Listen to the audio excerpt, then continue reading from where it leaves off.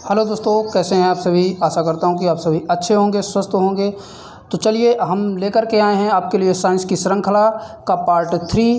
तो चलिए शुरू करते हैं आज का वीडियो। और मैं राहुल आप सभी का स्वागत करता हूं आईडी एग्जाम में। तो चलिए शुरू करते हैं आज का वीडियो।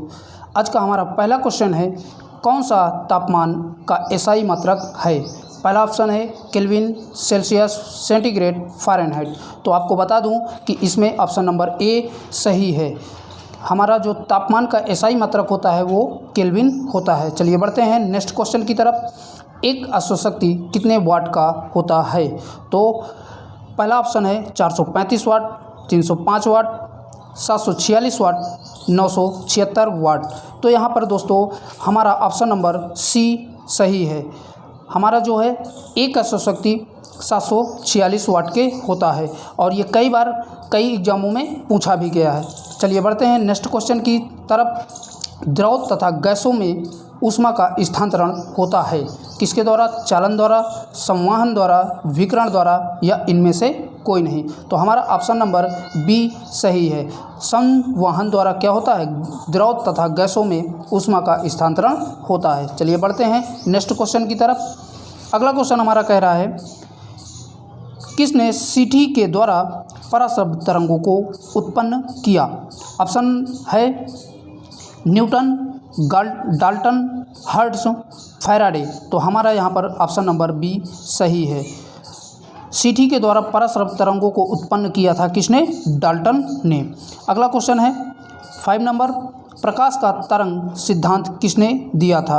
तो किसने दिया था, न्यूटन ने या हाइगेन ने, प्लांक ने या फैराडे ने। तो हमारा यहाँ पर भी ऑप्शन नंबर बी सही है, यानी कि फैराडे ने हाइगेन ने प्रकाश का तरंग सिद्धांत दिया था। चलिए बढ़ते हैं नेक्स्ट क्वेश्चन की तरफ। किस वैज्ञानिक ने प्रकाश विद्युत प्रभाव का प्रतिपादन किया था। तो हमारा पहला ऑप्शन है कंपार्ट ने, मैक्सवेल ने, तीसरा है आइंस्टीन ने और चौथा है न्यूटन ने। तो यहाँ पर दोस्तों आपका सी नंबर सही हो जाएगा। हमारा जो है आइंस्टीन ने प्रकाश विद्युत प्रभाव का प्रतिपादन किया था। चलिए बढ़ते हैं नेक्स्ट क्वेश्चन की तरफ। अगला क्वेश्चन हमारा कह रहा है, किसने प्रकाश के वैद्युत चुंबकीय स्वरूप की खोज की। स्नेल ने, न्यूटन ने, मैक्सवेल ने या यंग ने। तो यहाँ पर आपका ऑप्शन नंबर सी सही हो जाएगा। जो है विद्युत चुंबकीय स्वरूप की खोज मैक्सवेल ने किया था। अगले क्वेश्चन की तरफ बढ़ते हैं। स्वस्थ मनुष्य नेत्र के लिए स्पष्ट न्यूनतम बिंदु होता है 25 सेंटीमीटर, 30 सेंटीमीटर, 35 सेंटीमीटर या 40 सेंटीमीटर है। तो आपको बता दूं यहाँ पर ऑप्शन नंबर ए सही है, क्योंकि स्वस्थ मनुष्य के आँखों को देखने के लिए न्यूनतम बिंदु 25 सेंटीमीटर होता है। अगला क्वेश्चन बढ़ते हैं। चुंबकीय क्षेत्र का मात्रक क्या होता है। पहला ऑप्शन है गॉस, वेबर, हेनरी या डोमेन। तो यहाँ पर आपका ऑप्शन नंबर ए सही हो जाएगा। चुंबकीय क्षेत्र का मात्रक गॉस होता है। चलिए बढ़ते हैं नेक्स्ट क्वेश्चन की तरफ। अगला क्वेश्चन हमारा कह रहा है और मोस्ट इंपॉर्टेंट क्वेश्चन है, व्हीट स्टोन सेतु द्वारा किसका मापन किया जाता है। तो व्हीट स्टोन द्वारा किसका मापन किया जाता है, विद्युत धारा का, विभवांतर का, प्रतिरोध का या विभव का। तो यहाँ पर ऑप्शन नंबर सी सही हो जाएगा। व्हीट स्टोन द्वारा प्रतिरोध का मापन किया जाता है। चलिए बढ़ते हैं अगले क्वेश्चन की तरफ। अगला क्वेश्चन कह रहा है, पाइरोमीटर किससे मापन में प्रयोग किया जाता है।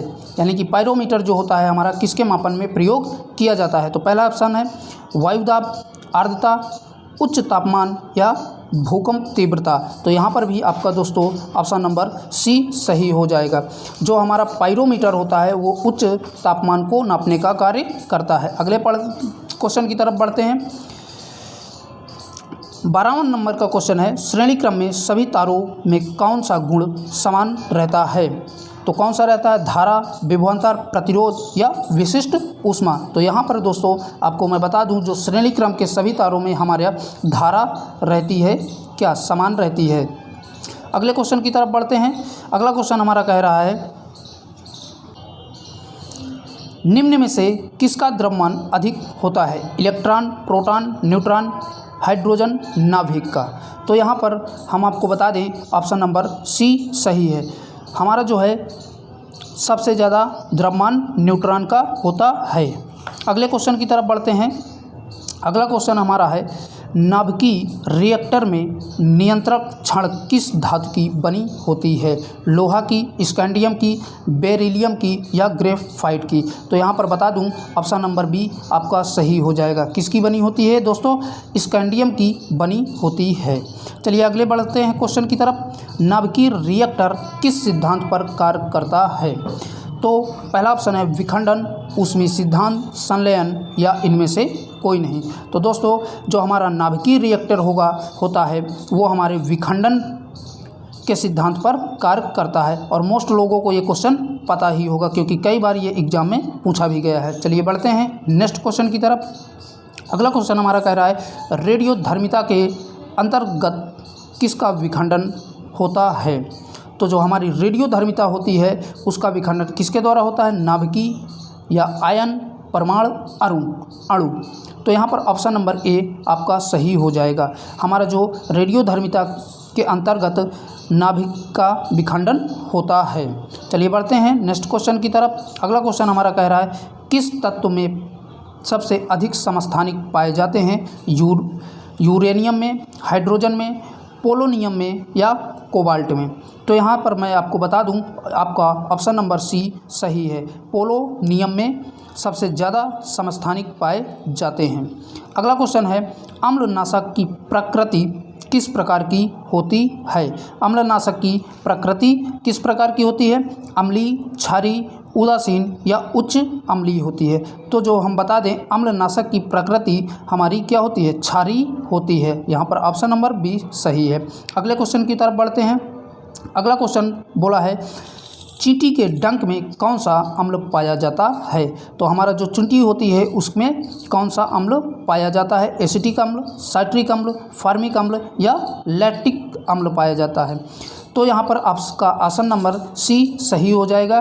फार्मिक अम्ल पाया जाता है। और दोस्तों कभी कभी यही क्वेश्चन को बोल देता है कि लाल चींटी में कौन सा अम्ल पाया जाता है, तब भी आपका आंसर फार्मिक अम्ल ही होगा। चलिए बढ़ते हैं नेक्स्ट क्वेश्चन की तरफ। कौन सा अम्ल अंगूरों में पाया जाता है? तो पहला ऑप्शन है लैक्टिक अम्ल, फार्मिक अम्ल, एसिटिक अम्ल या टार्टेरिक अम्ल?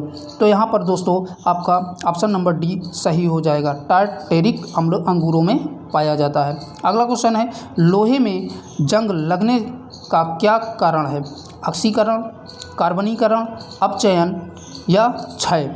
तो यहाँ पर आपको बता दूं ऑप्शन नंबर ए आपका सही है। ऑक्सीकरण के द्वारा लोहे में जंग लगता है। चलिए बढ़ते हैं नेक्स्ट क्वेश्चन की तरफ। अगला क्वेश्चन है हमारा कीटों का बाह्य कंकाल बना होता है काइटिन का, इंसुलिन का, स्टार्च का या ग्लाइकोजन का? तो यहाँ पर आपका ऑप्शन नंबर ए सही हो जाएगा। हमारा जो कीटों का बाह्य कंकाल बना होता है किसका बना होता है? काइटिन का बना होता है। अगला क्वेश्चन है हमारा दांतों का निर्माण कौन सी प्रोटीन से होता है? पहला ऑप्शन है मायोसिन, ओसिन, ग्लोबिन या हिस्टोन से? तो यहाँ पर आपका ऑप्शन नंबर बी सही हो जाएगा। हमारे दांतों में का निर्माण ओसिन प्रोटीन से होता है। चलिए बढ़ते हैं अगले क्वेश्चन की तरफ। और बहुत ही अच्छा क्वेश्चन है राष्ट्रीय विज्ञान दिवस कब मनाया जाता है? कई बार ये एग्जाम में पूछा गया है, तो चलिए देख लेते हैं। 20 फरवरी, 28 फरवरी, 31 मार्च या 28 फरवरी को? तो यहाँ पर दोस्तों आपका ऑप्शन नंबर डी सही हो जाएगा। जो हमारा राष्ट्रीय विज्ञान दिवस है वो हमारा 28 फरवरी को मनाया जाता है। चलिए बढ़ते हैं नेक्स्ट क्वेश्चन की तरफ। अगला क्वेश्चन हमारा कह रहा है प्राकृतिक चयन का सिद्धांत किसने दिया था? डार्विन, लैमार्क, डी ब्राइज या मेंडल ने? तो दोस्तों यहाँ पर हमारा ऑप्शन नंबर ए सही हो जाएगा। जो प्राकृतिक चयन का सिद्धांत किसने दिया था? डार्विन ने दिया था। और दोस्तों मेंडल ने क्या किया था? वो आनुवंशिकता के बारे में बताया था कि किसी मानव में आनुवंशिक लक्षण चलते रहते हैं। इसने मेंडल ने क्या किया था? मटर के पौधे का प्रयोग करके इसकी खोज की थी। तो चलिए बढ़ते हैं नेक्स्ट क्वेश्चन की तरफ। अगला क्वेश्चन हमारा कह रहा है अंगूर का उत्पादन संबंधित है पिसीकल्चर, एपीकल्चर, सेरीकल्चर या विटीकल्चर से। तो हमारे जो अंगूर की खेती होती है या उत्पादन होता है वो हमारा विटीकल्चर से संबंधित है, यानी ऑप्शन नंबर डी। अगला क्वेश्चन है और मोस्ट इम्पॉर्टेंट क्वेश्चन है, कल्पना चावला का जन्म कहाँ हुआ था? जो हमारी कल्पना चावला थी उनका जन्म कहाँ हुआ था? ऑप्शन नंबर ए है करनाल, दूसरा है इज्जतनगर, तीसरा है कोलकाता और चौथा है पटना। तो हम आपको बता दें कल्पना चावला का जन्म करनाल हरियाणा में जो पड़ता है वहीं पर हुआ था। चलिए बढ़ते हैं नेक्स्ट क्वेश्चन की तरफ। अगला क्वेश्चन हमारा कह रहा है कि मार्स गैस किसे कहा जाता है? तो मीथेन, हाइड्रोजन, ऑक्सीजन, नाइट्रोजन को। तो मार्स गैस मीथेन को कहा जाता है। चलिए बढ़ते हैं नेक्स्ट क्वेश्चन की तरफ। जल में घुलनशील विटामिन है, कौन सी विटामिन है? विटामिन बी या विटामिन सी या बी व सी दोनों या इनमें से कोई नहीं। तो आपको बता दूं जो विटामिन बी और सी होती हैं वो हमारी दोनों जल में क्या होती हैं? घुलनशील होती हैं। चलिए बढ़ते हैं नेक्स्ट क्वेश्चन की तरफ। अंतरिक्ष विभाग की स्थापना कब हुई थी? तो पहला ऑप्शन है 1863 ईस्वी, दूसरा है 1972 ईस्वी या 1969 ईस्वी या 1965 ईस्वी। तो आपको बता दूं ऑप्शन नंबर बी आपका यहाँ पर सही है। 1972 ईस्वी में अंतरिक्ष विभाग की स्थापना की गई थी। तो ऑप्शन नंबर बी सही है। चलिए बढ़ते हैं अगले क्वेश्चन की तरफ। अगला क्वेश्चन हमारा कह रहा है इलेक्ट्रॉन वोल्ट किसका मात्रक है? शक्ति का, विभवांतर का, विभव का या ऊर्जा का? तो यहाँ पर मैं बता दूं आपका ऑप्शन नंबर डी सही है। हमारा जो इलेक्ट्रॉन वोल्ट है वो ऊर्जा का मात्रक है। चलिए बढ़ते हैं नेक्स्ट क्वेश्चन की तरफ। अगला क्वेश्चन है लिफ्ट की खोज किसने की थी? मोस्ट इंपॉर्टेंट क्वेश्चन है ये। लिफ्ट की खोज किसने की थी? तो बेयर्ड ने, फैराडे ने, एडिसन ने, ओटिस ने। तो यहाँ पर आपको बता दूँ लिफ्ट की खोज हमारा ऑप्शन नंबर डी सही हो जाएगा, ओटिस ने किया था। अगला क्वेश्चन है गंधक का प्रयोग किया जाता है बारूद बनाने में, आतिशबाजी में या दिया सलाई बनाने में या इनमें से सभी? तो दोस्तों यहाँ पर मैं बता दूं गंधक का प्रयोग सभी चीज़ों में किया जाता है, हमारा बारूद बनाने में भी, आतिशबाजी में भी और दिया सलाई में भी। तो इस प्रकार आपका ऑप्शन नंबर डी सही होता है। चलिए बढ़ते हैं अगले क्वेश्चन की तरफ। अगला क्वेश्चन हमारा कह रहा है कि नॉन स्टिक बर्तन की ऊपरी परत बनी होती है, किसकी बनी होती है? टेफ्लॉन या नायलॉन, सल्फर या इनमें से कोई नहीं। तो दोस्तों ये नॉन स्टिक बर्तन के बारे में मैं आपको बता दूं, जो हमारे बर्तन के तली में जो जल जाते हैं उसको ना जले उसको बचाने के लिए हम बर्तनों में क्या टेफ्लॉन की परत को चढ़वाते हैं जो कि सिल्वर कलर की होती है। ठीक है, ऑप्शन नंबर ए सही हो जाएगा। अगला क्वेश्चन हमारा कह रहा है कि राष्ट्रीय रासायनिक प्रयोगशाला स्थित है कहाँ पर? नई दिल्ली, लखनऊ, पुणे, इलाहाबाद। तो कहाँ पर है दोस्तों? यहाँ पर ऑप्शन नंबर सी सही हो जाएगा। हमारा जो राष्ट्रीय रासायनिक प्रयोगशाला है वो हमारा पुणे में है। अगला क्वेश्चन है नीला स्याही बनाने में प्रयोग किया जाता है, किसका प्रयोग किया जाता है दोस्तों? रेड लेड का। दोस्तों यहाँ पर रेड दो बार हो गया है, यहाँ पर रेड ना हो करके जो है लेड है। क्या है? लेड है। तो पहला ऑप्शन है रेड लेड, फेरस सल्फेट या ब्लीचिंग पाउडर, नीला थोथ। तो यहाँ पर आपका जो स्याही बनाने में प्रयोग किया जाता है फेरस सल्फेट का प्रयोग किया जाता है। ऑप्शन नंबर बी सही हो जाएगा। चलिए बढ़ते हैं नेक्स्ट क्वेश्चन की तरफ। अगला क्वेश्चन हमारा कह रहा है आतिशबाजी में लाल रंग किसके कारण होता है? तो चलिए बेरियम या हाइड्रोजन, सोडियम, पोटेशियम किसके कारण होता है भाई आतिशबाजी का लाल रंग? तो यहाँ पर बता दें ऑप्शन नंबर ए आपका सही है, बेरियम के कारण लाल रंग होता है। चलिए अगले क्वेश्चन में बढ़ते हैं। पीला फास्फोरस को रखा जाता है, आप सभी जानते हैं कि पीला फास्फोरस बहुत ही क्रियाशील और बहुत ही ज़्यादा ज्वलनशील होता है, तो उसको सीधी सी बात है कि जल में रखा जाता होगा या कैरोसिन, पेट्रोल, हवा। तो मैंने अभी पहले ही बताया कि ये पीला फास्फोरस जो होता है हमारा बहुत ही ज्वलनशील पदार्थ होता है, इसके वजह से इसे जल में रखा जाता है। अगला क्वेश्चन है कपास के रेशे मिलते हैं कहाँ पर? बीज से, छाल से, पत्तियों से या जड़ से। तो यहाँ पर आपका ऑप्शन नंबर ए सही हो जाएगा। जो हमारे कपास के रेशे होते हैं वो हमसे किससे मिलते हैं? बीज से मिलते हैं। चलिए बढ़ते हैं नेक्स्ट क्वेश्चन की तरफ। अगला क्वेश्चन हमारा कह रहा है खरीफ का मौसम कब होता है?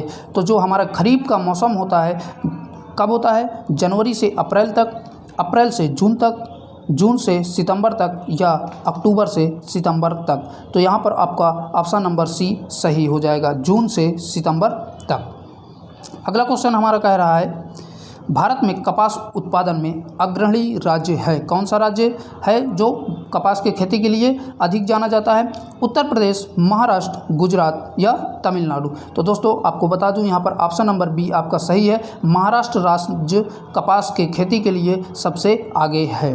अगला क्वेश्चन है हमारा भारत का सबसे बड़ा रबड़ उत्पादक राज्य कौन सा है? तो यहाँ पर 4 ऑप्शन दिए हैं, केरल, तमिलनाडु, आंध्र प्रदेश, कर्नाटक। तो यहाँ पर दोस्तों आपको बता दूं ऑप्शन नंबर ए सही है, यहाँ केरल राज्य में हमारे रबड़ का उत्पादन अधिक होता है। अगले क्वेश्चन की तरफ बढ़ते हैं। अगला क्वेश्चन हमारा कह रहा है दूध में कौन सा तत्व कम मात्रा में होता है? कौन होता है? कैल्शियम, फास्फेट, सोडियम या कोबाल्ट। तो यहाँ से आपका ऑप्शन नंबर डी सही होता है।